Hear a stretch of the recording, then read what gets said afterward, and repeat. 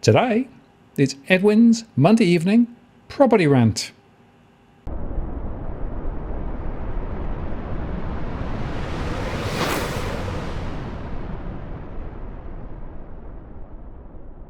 Hello again, it's Martin North from Digital Finance Analytics, one that's post covering finance and property news. Monday has come round again, and of course, Edwin is with me for another rant. Edwin, how you going? I'm doing well, Martin, but there was a lot of banter on X over the weekend, and one of the royals was missing, and I said, "Oh shit, Martin's gone missing again." So what was the go there? Have they found the royal? Is the question, Martin? Have they found the royal? Yeah, I've no idea, but yeah, I've been buried actually. Been very, very busy this last few days. Quite a few conversations going on, and a lot of analysis going on because things are actually. Well, there's a few corners being turned, I think, at the moment. It's quite interesting.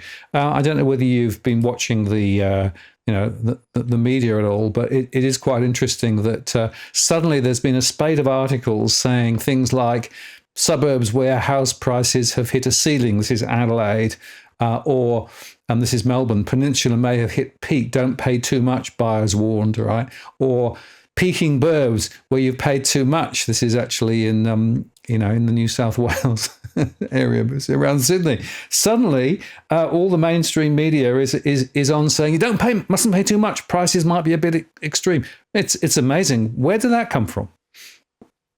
I don't know, but look, the property market's very uncertain. But one thing for sure that we can be certain about is taxes for one, death. Another one, and Putin winning the election. But who'd have guessed, Martin? Who would have guessed that Putin would have won the election? It's like saying that that the politicians don't buy property when the market is hot. I don't know what your thoughts are on the Russian election, and I don't know what your thoughts are on politicians. Whether they're synonymous with Putin winning elections and politicians buying property, but it's whichever way you want to read the stories, right? Well, Parramatta MP buys a $12 million holiday house. Okay, for some. Yeah, well, politicians have one set of rules and ordinary people have a rather different set of rules, don't they? Yeah, look, you try to follow all the different articles, you try to follow everything. And this is where we say, look, where all those articles that you put up earlier on, as well as what people post on X, and there's a lot of people that are in the property game that do post a lot of different things on X, and there's a lot of cryptanians and people in the in the stock market and that, and follow quite a few of them as well, and it's interesting what they post out. But it's all about the information, right? It's all about sifting through the information that we're given, and at the end of the day, for me, for my team, for our backyard, which is the Sydney Basin, Sydney region, is where we're focused a lot on, and that is the numbers which we bring up on our show, and we figure out what's happening there. The second thing that we talk about is also the demographics, the shifts and the trends between how a lot of ethnic communities are being polarized. We certainly don't pay any attention to the BS that agents put out there. The stock chick put out and says, remember when the media told us we would have a huge problem with distress sales because of all the fixed rate loans ending. I mean, first of all, define distress, right? I always go back to the definition of the terminology that they use. I want the distress sales to be defined. Second of all, if you believe that selling agents, when they put on their ads, distressed, must sell, have to sell, need to sell, is because the vendor is in a lot of hot water. Well, Dusty and I have got a bridge and a nice house, next to the bridge for sale, because Kirribilli's already been sold. Alba already sold that last year. So this is what we're saying. You've got to really sift through all the information that's out there, and get to the to the duck's guts of things, to understand where the property is going and understand the dynamics in your market, in your city, in your LGA, in your suburb, in your neighborhood, even in your street, the type of house, type of dwellings, what's happening with what. And then you go, and then you take a step back and you start looking at what we keep on saying. You look at the geopolitical trends, the issues overseas, the local economic issues. These are all influencing a local market. The construction industry, what's happening with that, with the taxes that are imposed by the state governments. I mean, all these form a larger part, but unfortunately, people are just led by the nose. Not only by the mainstream media, but also by the in all the different indexes that we talk about, but also by the selling agents, and they believe that the selling agents are their best friends when it comes to buying, which is, we keep on saying, they're not your best friends. Stop relying on that information. And most of the agents are feeding the mainstream media with what they want. The main of the population to think and understand, because it's a game of chess.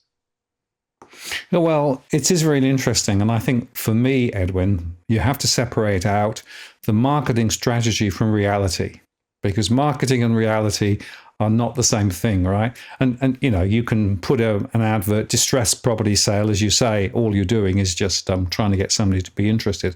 Another example would be those rather Mickey Mouse surveys that are offered as part of the package. The vendor effectively is encouraged by the agent to get one of those Mickey Mouse surveys done. But when you actually come to look at it, as we've discussed many times, the survey is pretty worthless.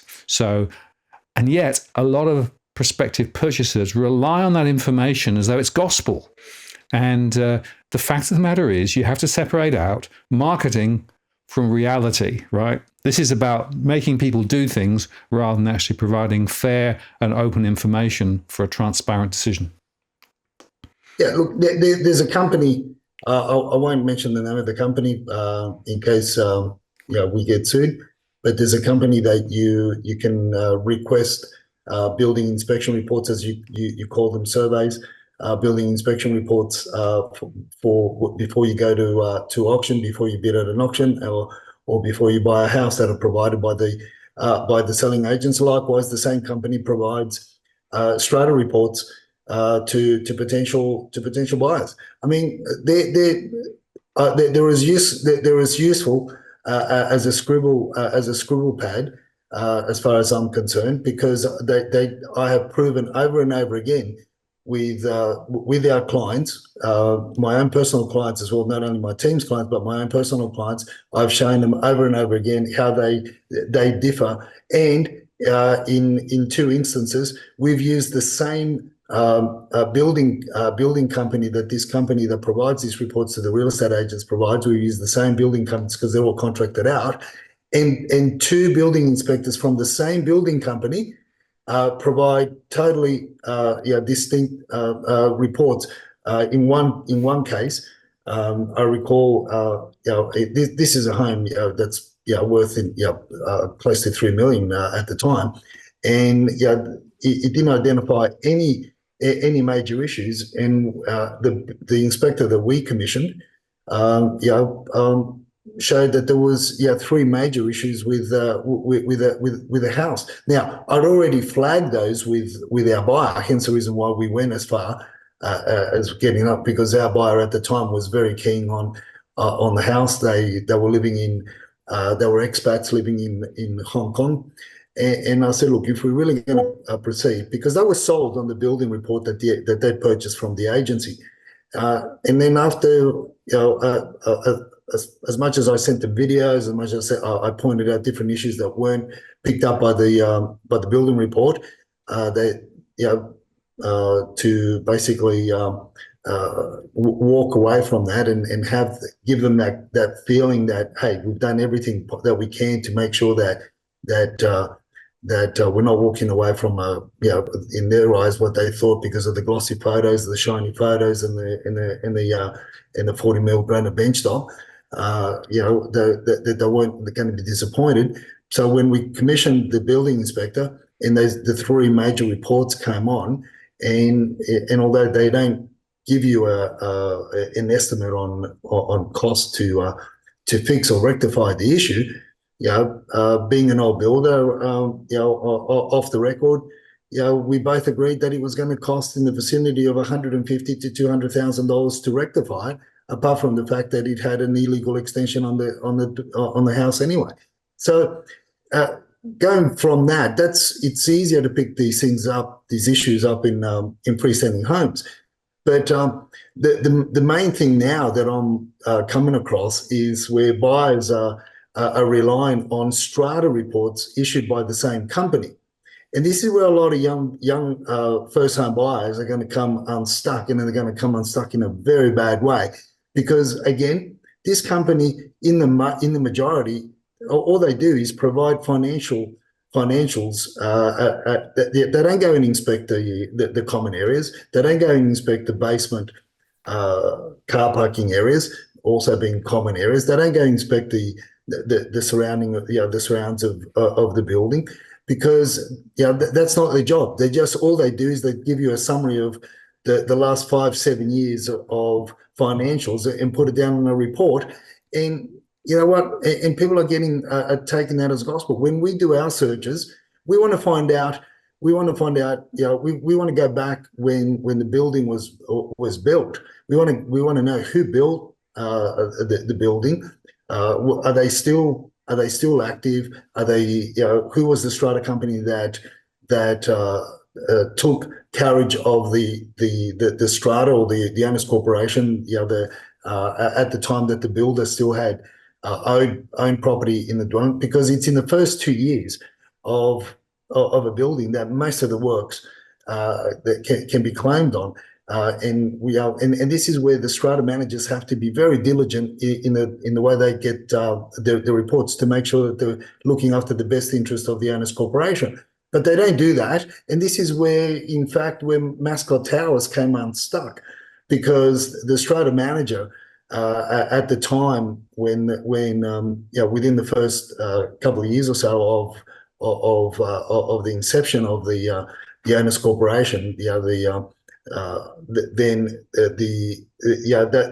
strata manager cut a deal on behalf of the owners corporation with a developer, and I recall it was about they cut a deal of about $800,000 to allow the then builder developer to walk away from any rectification work. And here we are.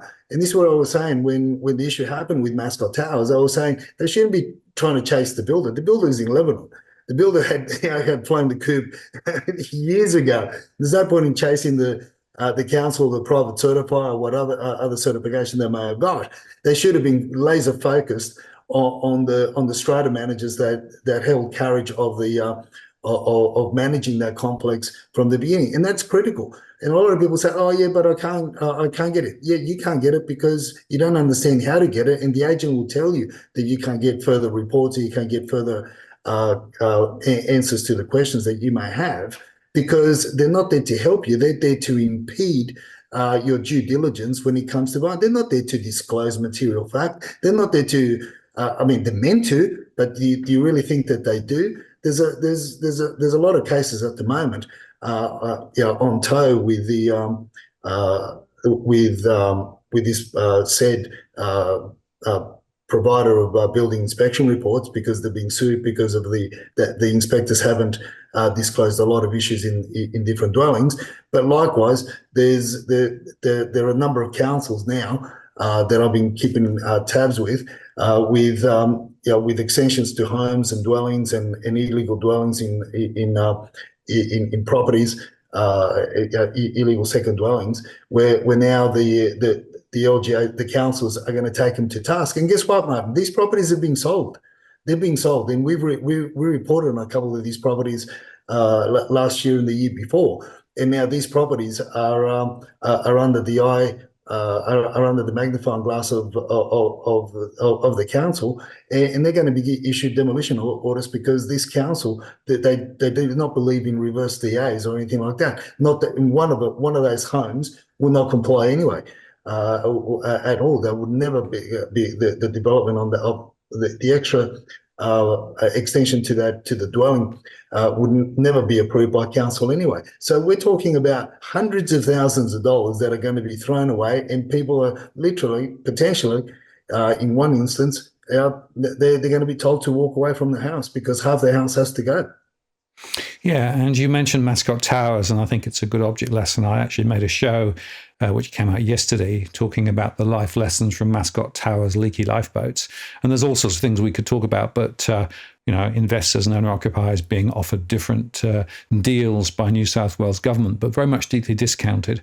And I made the point in that show, Edwin, that the truth of the matter is that if you're thinking of purchasing particularly a high-rise property, or if you're thinking of going into an off-the-plan deal, you have to do your own due diligence. You cannot rely on any of those Mickey Mouse documents that are provided along the way.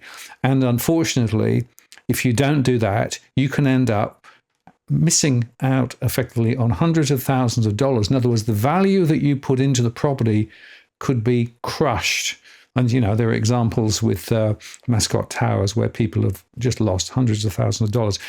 And the point is this, that if you don't do the due diligence on the way in, it's really, really difficult to climb out of the hole later, isn't it? Look, it is. And this is where there's another company, one of my competitors, or call him a competitor or call him a colleague.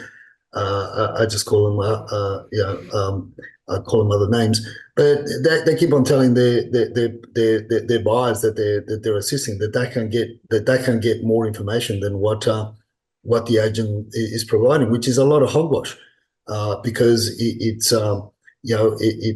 information that you need in order to make the right assessment. But look, here's an early tip for our followers.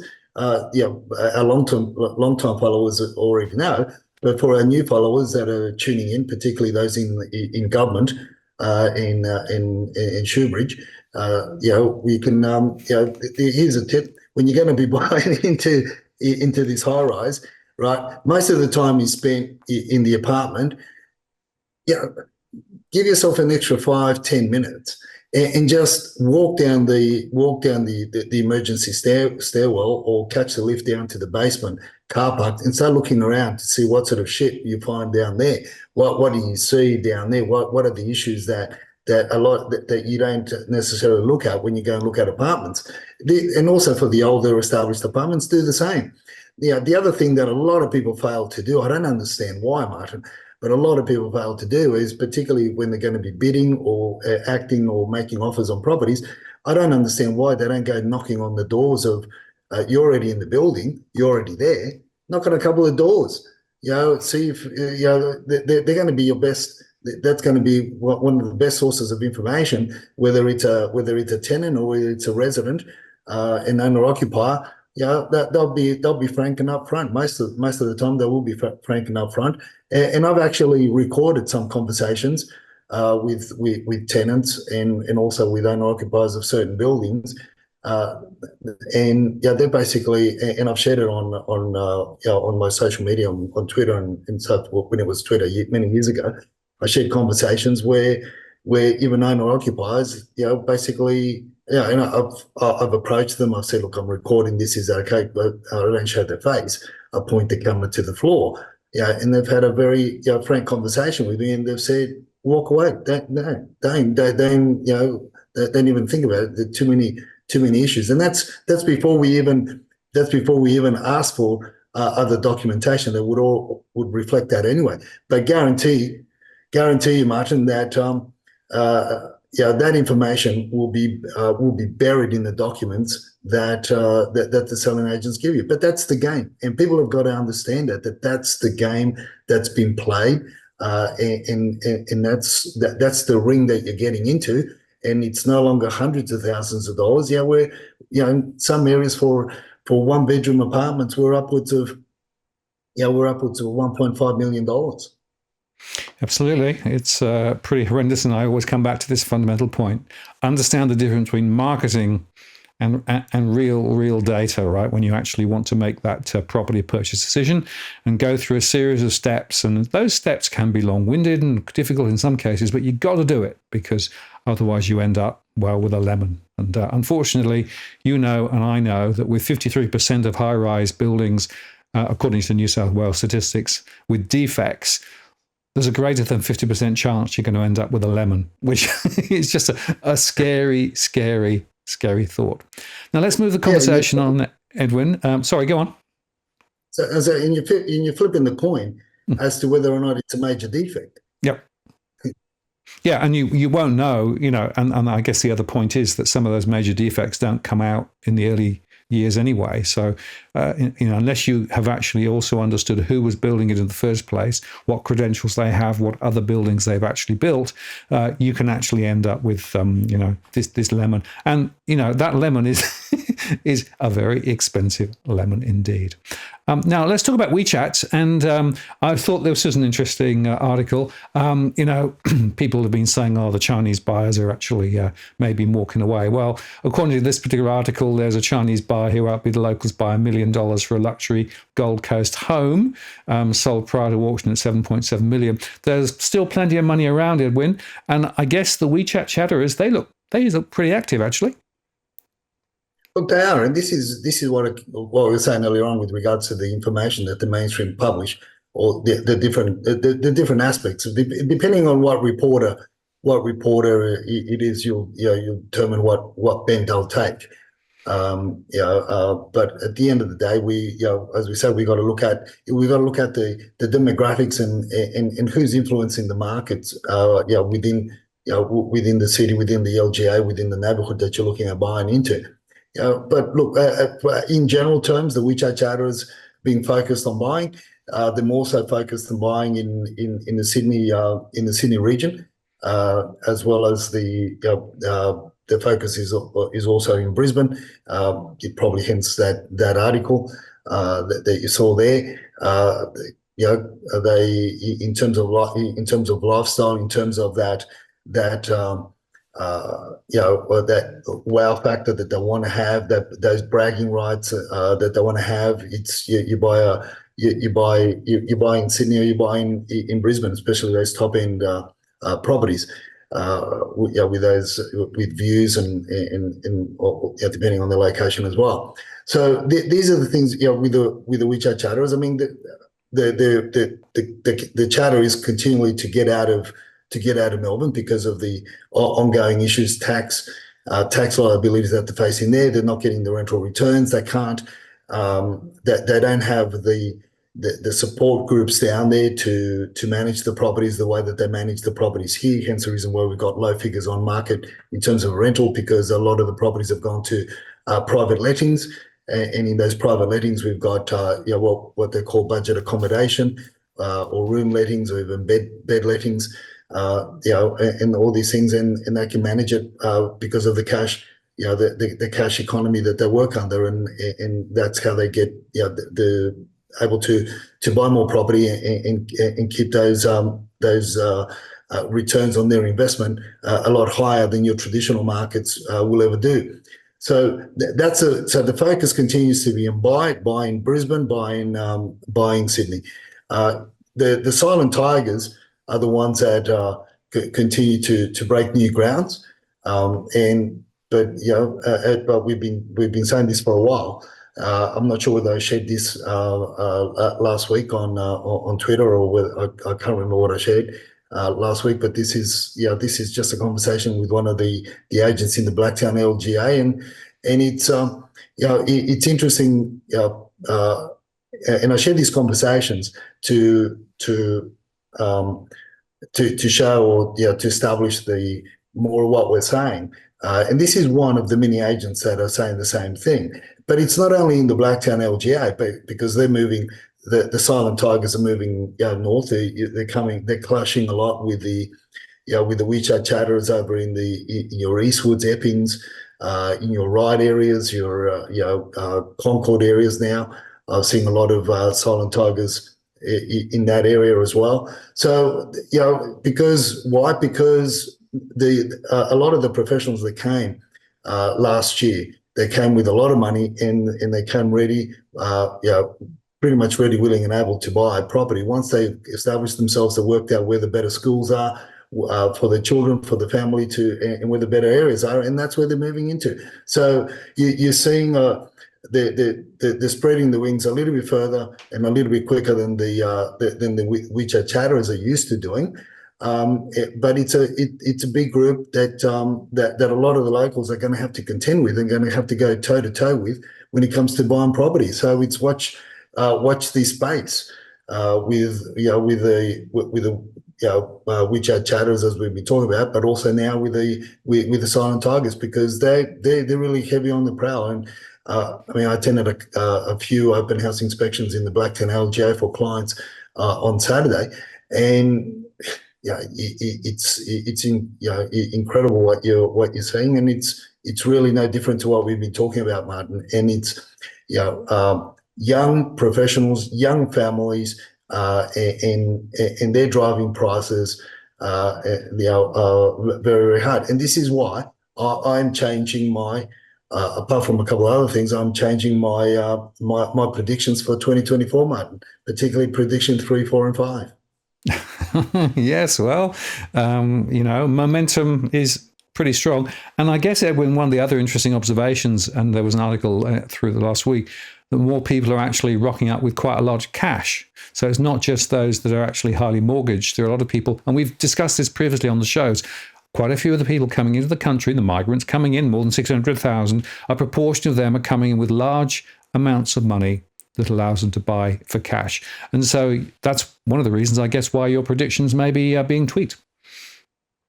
Yeah, look, in 100% there, Martin. And this is where, look, I said that the Sydney property market in general terms, because the mainstream talk about general terms, and I'm talking about the Sydney basin. I'm not talking about the Sydney region that others talk about, which stem all the way to the Central Coast and out to Lithgow and to your old neck of the woods.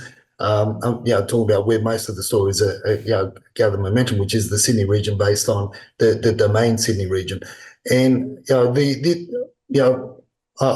calling 5% rise. I'm going to increase that to 10 to 15%. From what I'm seeing on the ground, and from what my team is seeing on the ground, and all the information that we're gathering.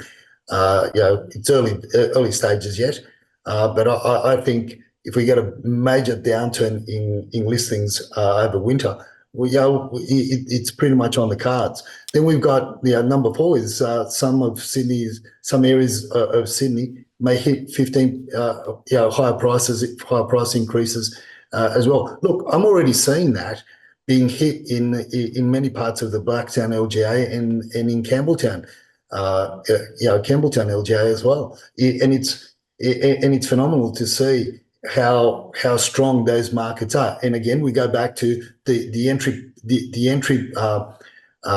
points that we had at the beginning of the year. Were very low and were very appealing, and a lot of young families were making those journeys. We're venturing further out in order to, as we were saying back, in January, that's what a lot of young families were going to do, and they have been doing. And now they're finding themselves competing with the silent tigers, competing with a lot of investors as well. And it's not only just first-home buyers that they're competing with, in amongst themselves, but it's also a lot of investors, Martin, with that are seeing these communities as communities polarize. And you see the trend where there's certain communities that are polarizing, and certain communities are very open to budget accommodation and to your room letting, or your dual families, or even having 3 families in a bigger home living together, and they're also happy to pay cash in order to be given preferential preferential treatment to obtain that their home as a rental. So this is what the investors are looking for. These the investors that we look at that are predominantly parking a lot of money in property in the majority homes. And so that's where you're going to. That's where the first-time buyers, the younger, the Aussies, are basically battling with. And look, I'm again, like I said, I'm calling. I'm going to call in some areas we're going to see a rise of 20 to 25%. It's not going to be unheard of, and even in some more affluent areas, I'm already seeing that because of the upper end of the scale of your WeChat chatters are just driving the markets of new properties or well-presented properties in your in your North Shore, in your upper North Shore. So look, it's no surprise to see 3-4 WeChat families going toe to toe to get the bragging rights of owning a house in your in these areas. So and they're throwing a lot of money at it. And then, of course, by default, then you are going to get your extended regions, such as your Central Coast and all the way up the mid-mountains and to Lithgow. You're going to get that growth in values as well, because the Aussie battlers are going to have no choice but to move further out. They'll bite the bullet and they'll be commuting. And I think those changes are going to happen more rapidly than what many have believed, because of course they're also believing in many of these investors and as well as the first-time buyers are very fearful, because when you hear the chatter out there, Martin, is that they're very fearful that as the mainstream media keeps on playing that the story that the rates may come down, that they want to get into the market before rates come down and before vendors increase the prices. So it's all this is fueled by, as we were saying, by the migration intake, which is one of the main factors that you and I have been discussing for a while. So when you have 125,000 arrivals in January, that's a huge number, and most of them will be staying in New South Wales. Absolutely. Well, the migration story is not over, and whilst the lip service has been throttling back migration, the statistics are showing an alternative story. More people still coming in. Now, of course, the mix may be changing, so we might find less students, but we might find more people with capacity to purchase property. Like I say, I think this cash buyer story is a very, very important one. And my expectation, Edwin, is we're going to see this continuing for some time. And I do think the focus on the Sydney region is very relevant, right? Because a lot of people do come into Sydney and then perhaps ultimately might move somewhere else. But as you said earlier on, avoiding Melbourne, and the story in Melbourne continues to deteriorate, as we'll see when we get to the numbers in a little while. But you also mentioned one of the really interesting observations, and that is the question of rates. And what I find fascinating is that the story about rate expectations is starting to change again. So if you look at this particular story, this was actually came out this week, and we've got 5 economists here all warning that rates may not be cut this year. And some of them are even suggesting that they may have to hike rates. Why? Because inflation is considerably more sticky. And of course, the RBA tomorrow will be discussing and then telling us what they think about rates. No one's expecting rates to change tomorrow. But all of the data is pushing back on the concept of rate cuts anytime soon.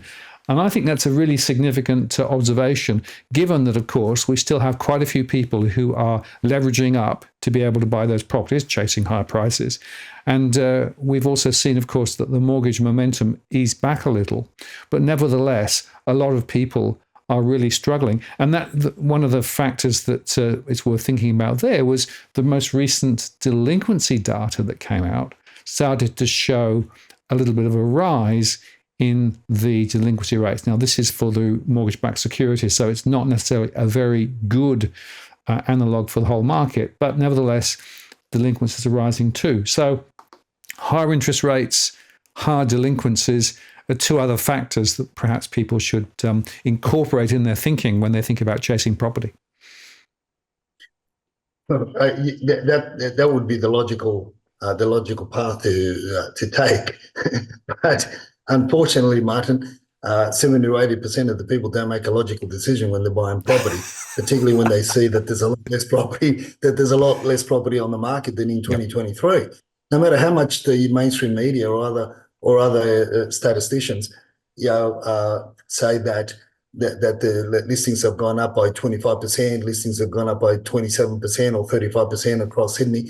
You got to identify what is Sydney. The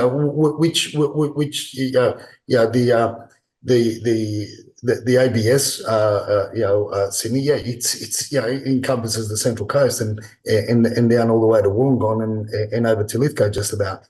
But that's not the Sydney that's predominantly where people mainly live. We're going to eventually be pushed out into those areas. Yes, I agree. But at the moment, the numbers that we're seeing in the Sydney region are vastly different to what here. And this is why people are getting caught out. This is why I keep on saying, and what we said from the beginning of the show, you've got to really sift through a lot of the information and a lot of what the people are putting up on X, are putting up on the social media posts, regardless of what they call themselves, economists, reporters, property gurus, statisticians, property, houses and everything. At the end of the day, it comes back to the numbers. And look, as I've been saying, and I say it somewhat in jest, but who the hell knows who's in control, Martin? With come March 2020, our government lost control, and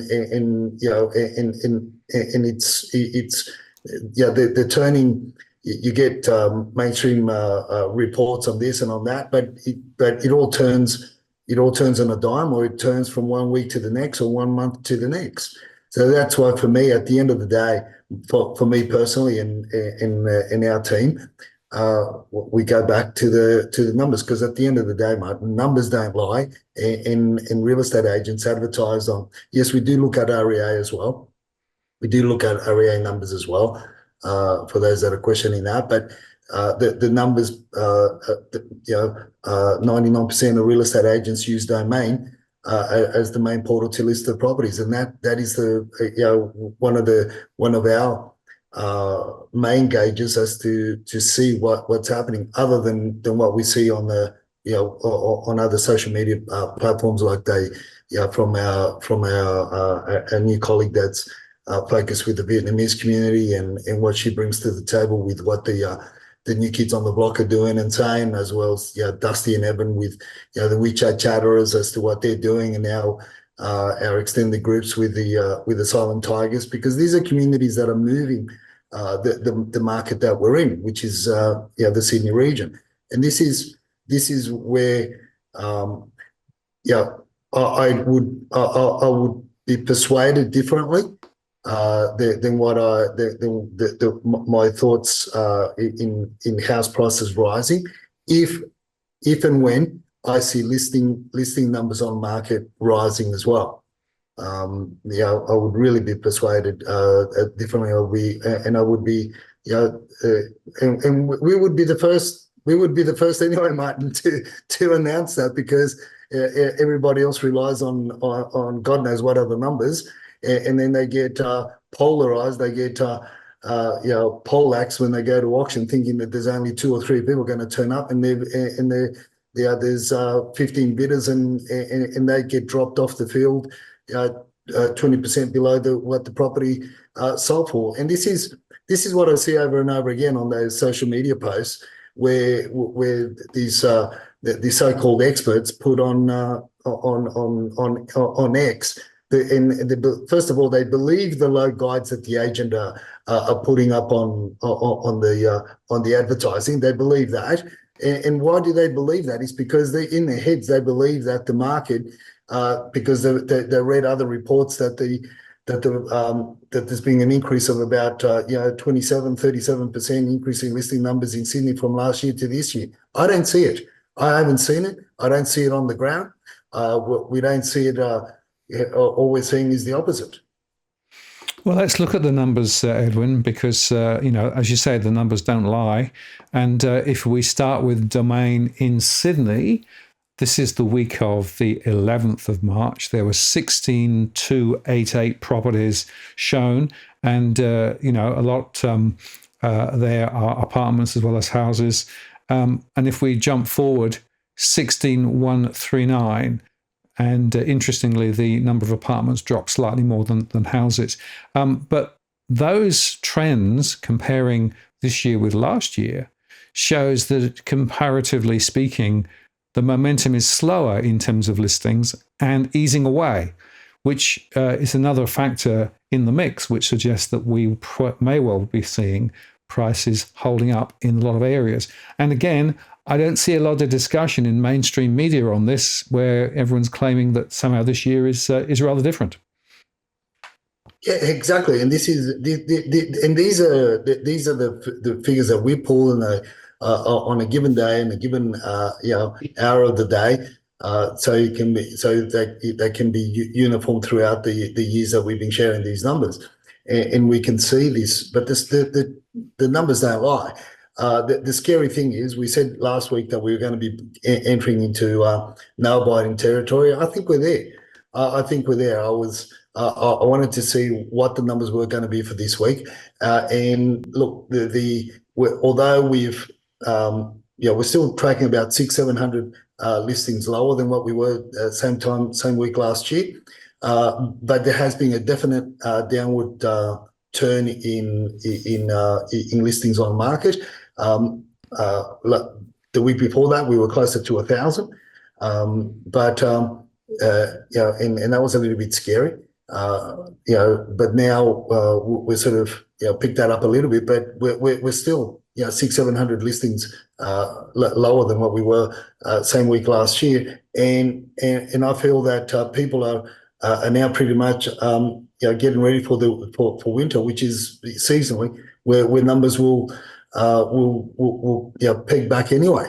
So this is the scary part of the year, when those, to see how low those listing numbers will end up going, and then how last year it wasn't until the middle of spring and towards the end of spring that the numbers didn't pick up again. And it was really, really scary. And this is what I keep on saying over and over again. You've got a retraction in for sale listing numbers. You got an increase in the government immigration policy, and you got more migrants coming in than ever before in January, this January than any other year. And what I keep on saying over and over again, the migrants that have been coming in of late, a lot of them are coming in with a lot of money. They are coming in with not literally, but metaphorically speaking, with suitcases of cash. In other words, they're coming in with your equivalents of your 30-40% deposits to put down on homes, if not more. And they're your silent tigers. And then you've got your expats that are also coming back from Europe, and there's a lot of Asian families that live abroad, but they hold permanent Australian permanent residency, that are also coming back, and they're buying property because they don't want to take that money back to China. So these are all the factors that are influencing the Sydney market. And why do we stand out so much from the Melbourne market is because so far we haven't been burdened with those taxes that Victoria have. Well, we'll get on that in just a second. Let's just start with the numbers in Melbourne. So if you look here at, again, on the 11th of March, 27,158, and the same trends with a lot more houses than apartments in Melbourne. We've seen that consistently through the year. If we then go forward to the 18th of March, 26,948, so a very slight easing. But as you say, in the get out of Victoria segment, or whatever you want to call it, the fact of the matter is that things are not good. And this was a tweet that I think you were engaged in, where the land tax bill, well, it's a bit big, isn't it? Yeah, look, we shared this a few weeks ago in our Get Out of Victoria segment. and one of these, just to put it to our followers, what would this, because you can talk about taxes, you can talk about land taxes and all the issues, but until you start seeing the numbers that the investors, the land taxes that are being claimed of property investors in Melbourne, you don't really understand how eye-watering it is. So this, Crystal Mitchell shared about one of her friends that's got an investment property in Victoria a few weeks back. She shared a post, and at that time, the land tax bill for the property was around $3,000 on or about $3,500, let's say. And then she received information from the government, the powers to be, that her land tax bill was going to go from $3,500 to $9,100. Now, in this latest post from yesterday, Crystal shared the update on that saga that a friend had been going through, and so a friend challenged the 9,100, the new bill for 9,150 land tax bill that you had to pay, and this is only for 12 months, right? And lo and behold, she said she got a response and said, yes, look, unfortunately, we have made a mistake. It's not 9,150 that you owe us. It's actually 29,357. So how do you like them apples? Well, it is interesting, Edwin. I've had a few people tell me stories as to when they've challenged some of those taxes, and they've actually had the same experience where people have come back and said, oh, actually, we made a mistake, but they put it up. So, maybe the truth is sometimes be careful what you challenge if you don't know what the answer is likely to be. But no, that's horrendous. And, you got to understand that that's one of the pressures that a lot of people in the Melbourne area are under. And as I've also reported recently, the net rental yields are negative. Some of the reasons include some of those taxes and other things as well. The costs of owning an investment property in the Melbourne region are ever higher, but you can't put the rent up ever so much because people can't afford to pay it. So, that's one of the reasons why we're seeing more listings, more investment properties from the Melbourne region coming on. And the other thing, the other thing, Martin, there is that what you're going to see also is there were reports that I believe I think we discussed before with regards to the land tax bill on commercial and industrial units as well. In some cases, they were going from something like $91,000 or $110,000 per annum to some crazy amounts of $300,000, $500,000 per annum, where small industries just can't operate. You just can't operate. But watch this space, and you're going to hear it first on DFA Walk the World International Monday Evening Property Rant with Martin, Dusty, and Edwin. And that is, watch this space, and you watch the prices surge in New South Wales, particularly around the Penrith, anywhere between Penrith and all the way back to Orange and Bathurst and Orange, where the industrial complexes are going to skyrocket in price over the next 12 months. You heard it first on Walk the World International Monday Evening Property Rants with Martin North, Dusty and Evan, and myself. Well, it's a given. The small industry is going to jump the border, and they're going to start parking themselves here in New South Wales because of that land tax. How the hell do you meet? Do you go from 110,000 to close on to $500,000 and try to keep your business afloat, Martin?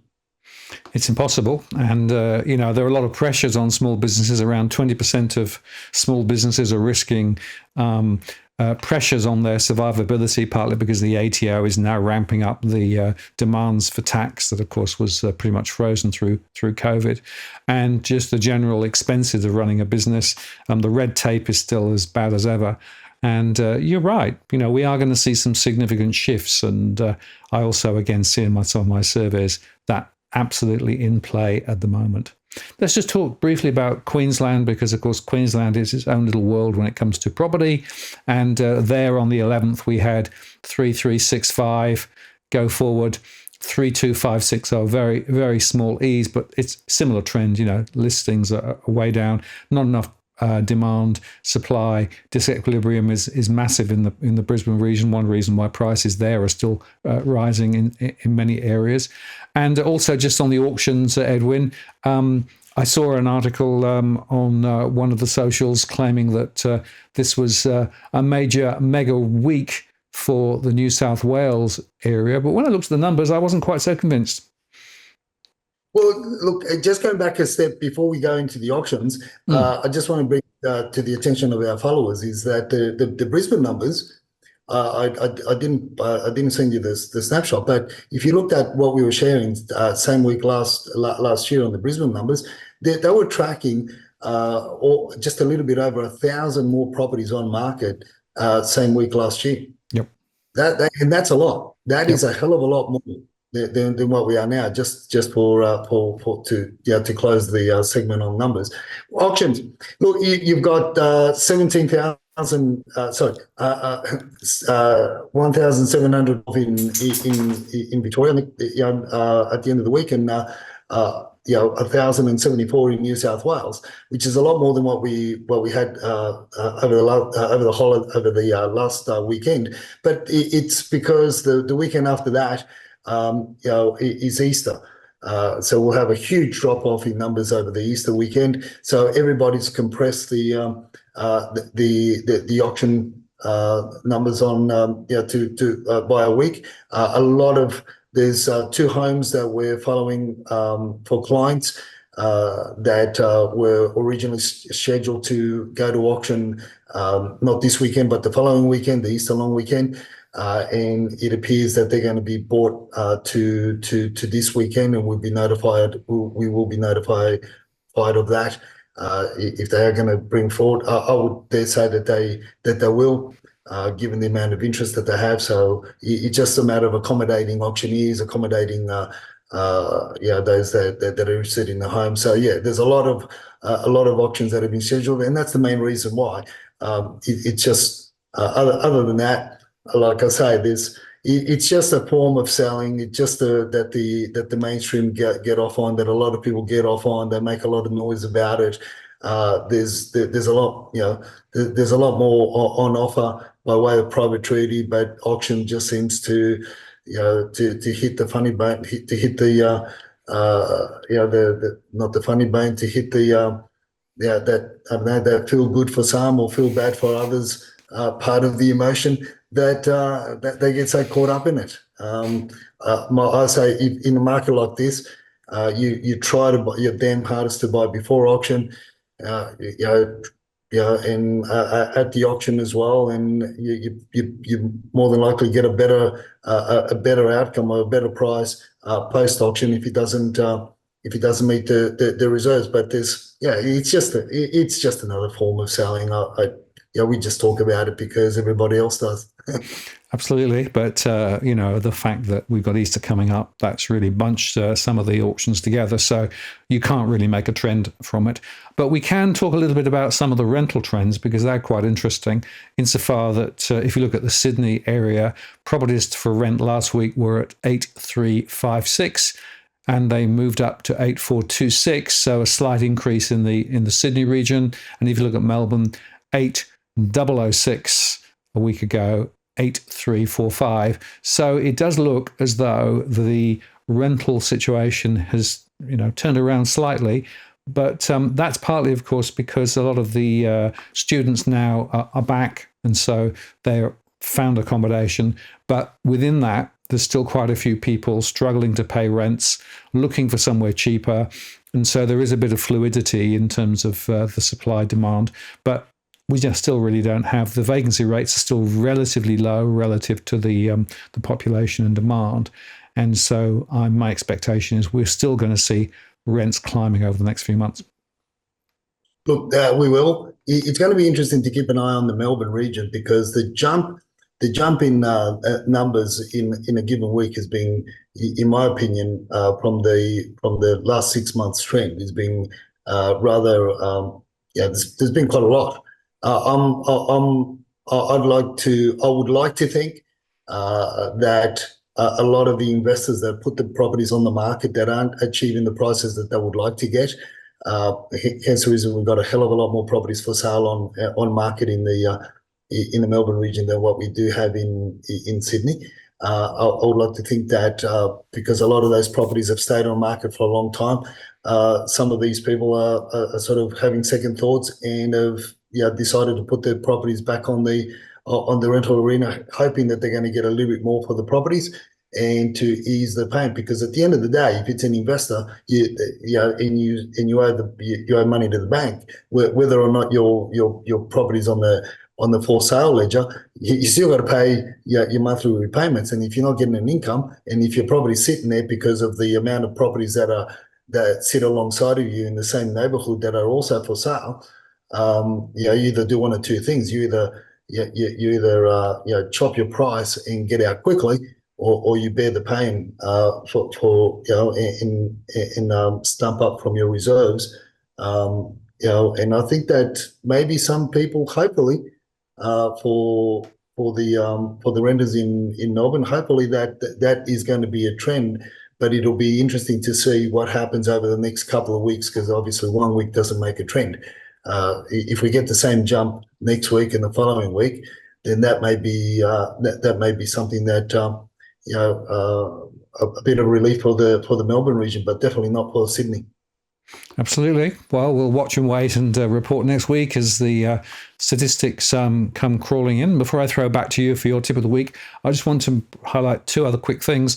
The first is people are now talking about, do we need a Royal Commission for housing? I don't know what you think, Edwin, but I would have said that the last thing we want is another year, 18 months of investigation into the housing market. We know what the problems are. It's lack of political will to tackle them. And the other one, just in terms of what we were saying earlier on about how builders in particular, there was this article which suggested that home builders are keeping buyers in the dark about their finances.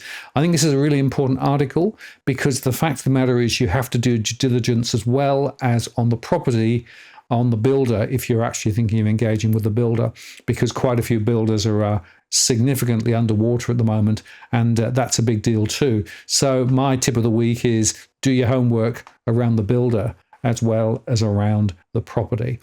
Back to you for your tip of the week, Edwin. Oh, look, I think that's a very important tip there, man, because this is where a lot of people are coming unstuck with those, and builders are putting a lot of pressure on people that are getting the homes built, because they don't know any better and they're getting desperate. The people are getting desperate for the homes to be finished, and therefore they go along with it, and then realize that the builder is not only building their home, but he's also building 1 or 2 or 3 or 4 or 10 or 50 other homes, and they're just really all they're doing is just shuffling money. They're just shuffling money from one to the other, and they come unstuck. And then when you go and see tradespeople picking up tools and walking out, or picking up tools and material and walking out of, and these poor bastards that have engaged these builders that haven't paid their tradies, they don't realise what's going on. And this is where a lot of people got to be careful. I'm still of the opinion, Martin, that we are going to still see a hell of a lot more small and medium tier building companies go under before there's any relief. And in that way, bringing in more people, it's not solving the issues that the government would like to think that it's solving. It's actually creating, it's adding to inflation. It's adding to the woes that we all have to go through, because things are costing more to be built. Materials are costing more, and it's not really bringing any relief. Not with what we have on hand. But and as you said, to bring in a Royal Commission, if they're not going to tackle that could solve the issue by pressing the button, the put in pause button, and that's it. We would have the beginnings of a better outcome than a Royal Commission that we spend millions of dollars on and get nowhere. Look, my tip of the week, is really be more careful of scammers, and builders and can be in that category as well, because they will scam you for money and not providing what they said they were going to provide in terms of the giving them the progress payments, and shit doesn't get done for months on end, and when we get walking into winter now. And you've got a lot of showers. I mean, it's pouring rain outside the house right now, and you got building new construction that's just started. They're waiting on payments, or they haven't got materials, or the build's not fronting up. This, that, and the other. A lot of these materials are being exposed to the weather for too long. Apart from the natural issues that we're facing. Then you got further delays, and a lot of the materials are cheap materials that get exposed to the bad weather, and then they continue to build with that cheap crap that's already damaged before it's even used up. So this is the crazy stuff. But apart from that, there's a lot of scammers around the rental sector of our industry, and this is mainly around your private lettings and your budget accommodation scenarios, and a lot of the scammers are coming through Facebook, and people are being scammed. The ones that are being scammed are the people that are looking for accommodation. They're going to places. They think it's a place that they're going to rent, but it's actually not. But they meet somebody there. That person that they meet somehow, I don't know the whole how it all works, but in most cases these poor people, they get told that they need to pay a deposit. They don't know how it works, because the new migrants. Admittedly, a lot of the scammers are in your Asian space, because they're preying on the students and the ghost migrants, or the tourists that eventually become ghost migrants here. They're working illegally and they're paying cash, so they don't know what to do. So there's a lot of scamming going on, but obviously our followers aren't. It's more for interest. But outside of that, the scams that are my phone, because I'm on WhatsApp, I'm on WeChat, I'm on all these other different platforms and social media things. Obviously, I use the phone number as ID. I've had more scams in the last email scams, to text scams, to phone call scams. I've probably had to block and delete more scammers in the last month than I have in the last 12 months. Well, you might be amused. I'm still getting messages saying, we've got a parcel we're trying to deliver to you in my Australian phone number. This is right. Or the other one is, you've missed a toll charge, right? For you, again, to my Australian phone. I'm thinking, that's interesting. Well, I'm not even around. So how does that work? But talking of scams, I thought this was quite an interesting one. This is actually US inflation, right? If you actually use the official calculation of CPI before 1983, in other words, how it used to be calculated, right? The official US inflation number was 19%, and it's still at 11% compared with the official number, which was a lot lower. I would argue that the same is also true in Australia. So there's a big scam going on in terms of the way that the inflation number is actually calculated. And that, I think, is highly relevant, given the fact that, of course, the cost of living is now excluding the cost of mortgage and housing. And the other one I just couldn't not cover today was this one here, with this young kid who has been encouraged to invest in property. Now, how a youngster can actually own property is an interesting observation, because you have to, I think, be over 18 to contract. But there's a lot more behind this in terms of actually, the story than the official one. But I have to say that the mainstream, again, went to town on the story of a youngster owning property. And I'm thinking, oh dear. Australia, property, you can't... What do you say? Well, you're talking about legal scams, Martin. See, this is what you call legal scams. Anything to do with property in that sort of stories, that's a legal scam. Because the father, it's my understanding that the father wrote a book about property investing, right? And he just wants to sell a book and just get it's free publicity. So, right. So, what's the best type of publicity? Free publicity. Yeah, unfortunately, this poor kid's going to be marked now. Now, like outside of that, good luck to them. That's why we have, in my books, this is why you have family trusts. And so even your newborn can be eligible for a property in your family trust. So it's a legal scam, and the big story there is how many books he's going to sell off the back of that bullshit story. The other legal scam that you spoke about earlier on is the government. I mean, they've been scamming us for how many millennia, right? So and how many centuries here in Australia. So they're legal scams. So yeah, the scams that I'm talking about is the illegal scams. So we need to define the two scammers, Mark. Well, just bear in mind that, of course, income tax, when it was first invented, was meant to be a temporary tax. I'll just leave that thought with you, Edwin. And you know, and I know that things ain't what they should be.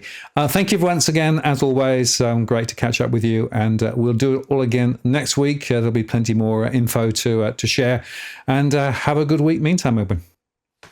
Likewise, Martin. All the best there. See you later. Cheers. Bye.